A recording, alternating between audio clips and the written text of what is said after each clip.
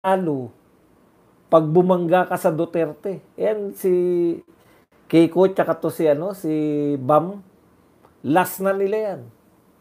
Hindi bumabanat sa Duterte nung eleksyon eh. Pagkapanalo, banat agad eh. Okay. So dahil galit sila kay yan papunta sa mga Duterte, paninisi. Si Abante, 'di ba? Yan ay hinahanap, yung walang katapusang budget ni Pulong noon pang 2019 to 2022 ang sinisilip.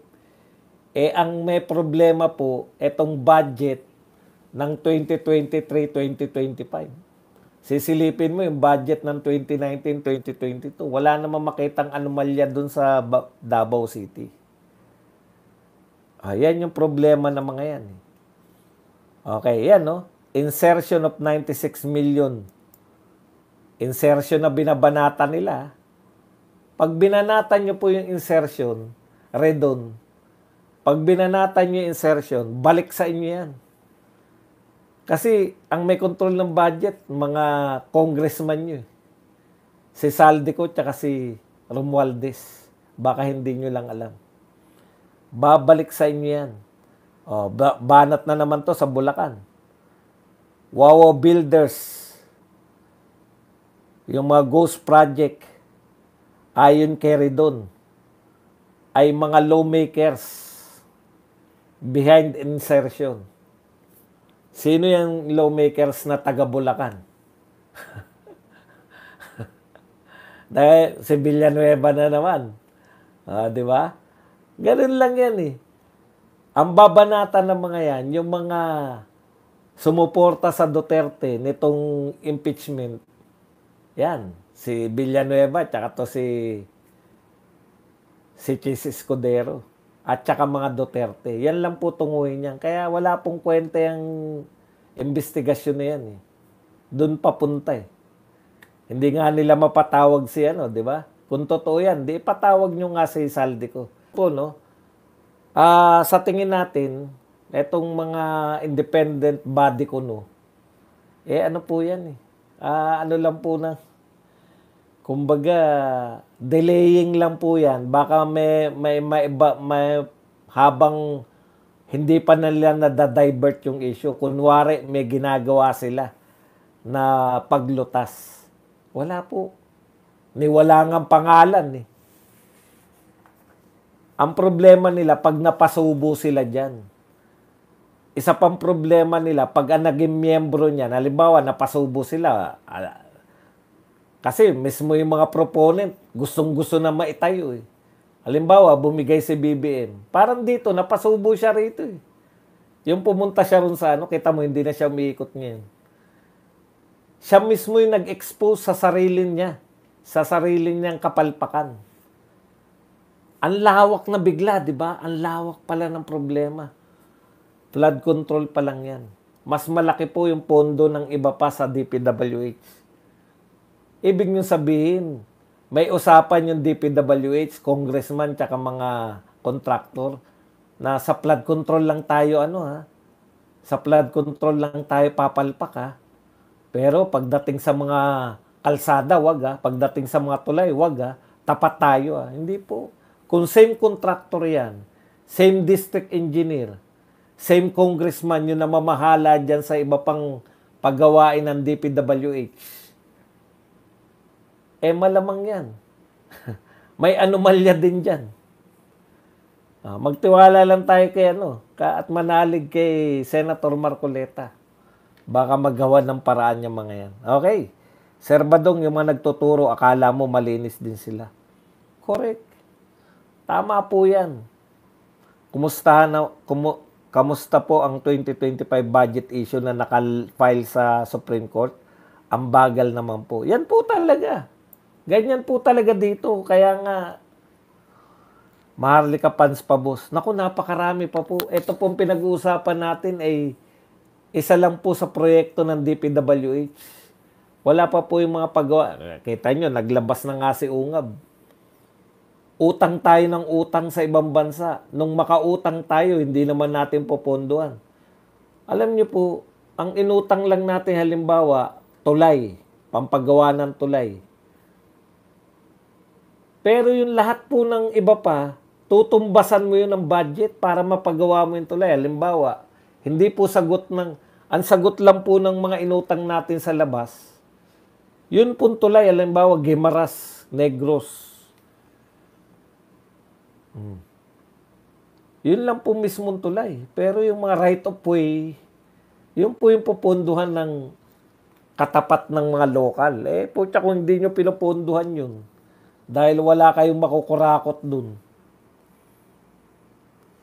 Paano kasi sabi ng komedyante, baka unanimous mistake kaya bagal. Pag nasukol si Marcos, baka gawin diversion ng pagpapauwi kay Tatay Digong. Sana po. Matuwa na yung mga Duterte, no? Ay, salamat. Biglang pinasalamatan si BBM. Pinauwi si Tatay Diggs. Tanong-tanong na po. Paano?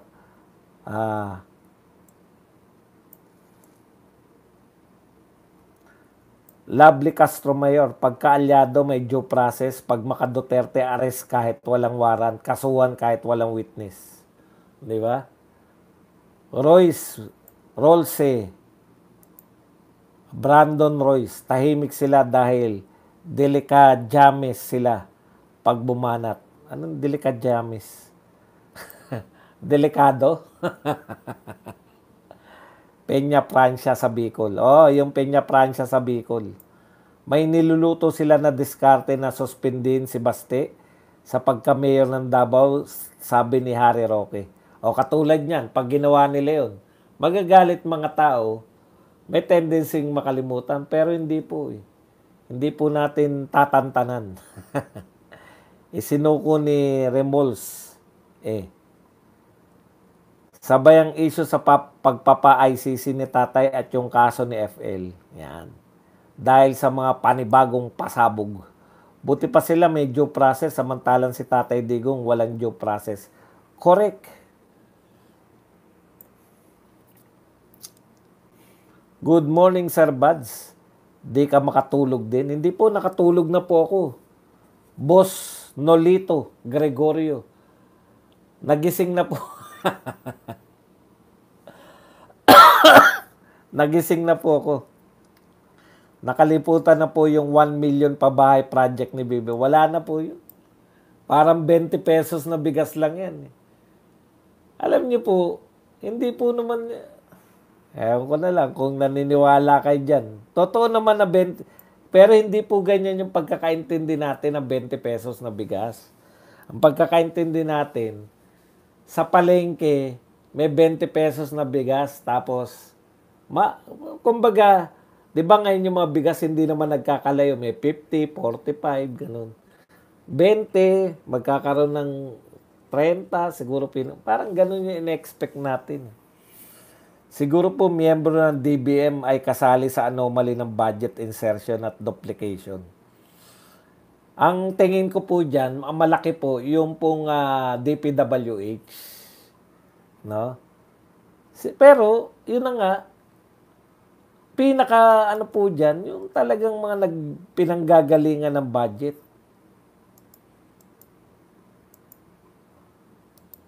Yung pong mga Congress.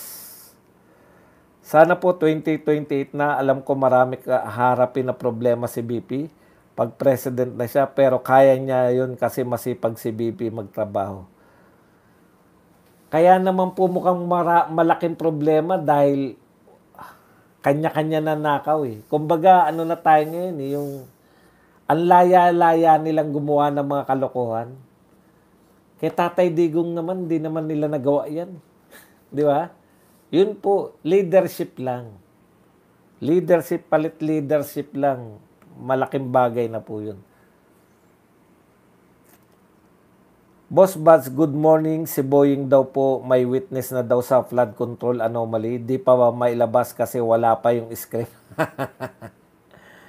Sana po 2028 na. Alam ko maraming haharapin problema. Yan. Nasan kayang script? baka ginagawa pa. Bakit nyo pinagawa kay Diskaya? Correct. Kasi kilala nila. Hindi naman yata sa gobyernong ano yan eh. Boss Buds, kung walang baha, walang lalangoyan ang palakang penguin. Lalangoy sa salapi. Ang dami rin pwedeng ipatawag, di ba? Bakit ayaw nyo rin ipatawag si Kimbo? Ayaw nyo rin ipatawag si Grace po. Kung wala pa si Saldi, di ba? Pag tinuro nila, wala kaming kinalaman dyan, sumunod lang kami kay Saldi, di papanagutin.